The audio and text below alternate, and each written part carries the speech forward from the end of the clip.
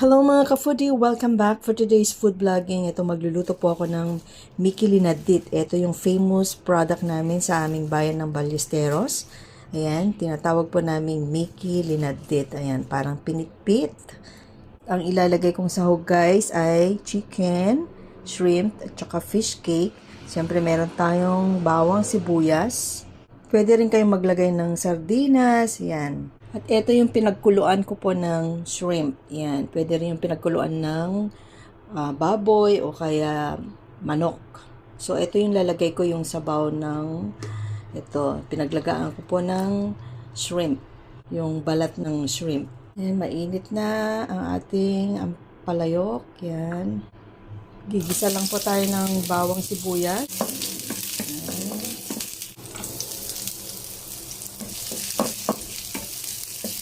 So, halo-halo na yan guys. Mix na natin lahat. Simpleng lutuin lang to. Ayan. Masarap to sa malamig na panahon. Higop tayo ng mainit na sabaw. So, lagay na natin to guys. Ito yung pinaglagaan ko nung balat ng hipon. Ayan. Pakuluan lang natin yan. Lalagay na natin tong pansit o Mickey Linadit. Yan. Lalagay tayo ng mga panlasa. Yan. Magic sarap. Paminta. Konting patis. Ayan.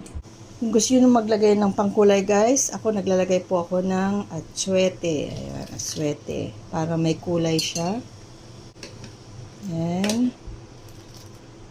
Kumukulo na siya. Pwede na nating ilagay ang Mickey Linadit. Lagay na natin. Yan.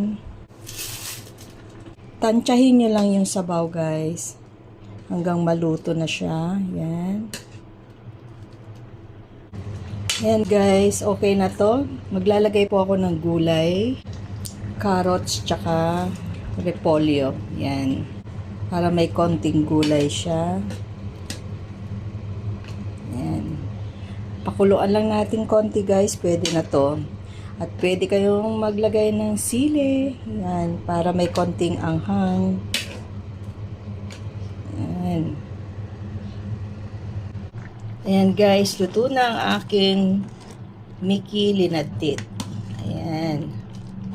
Masarap humigop ng sabaw pag malamig ang panahon guys. Ayan. Ayan guys. Ito ng aking pansit Linadit o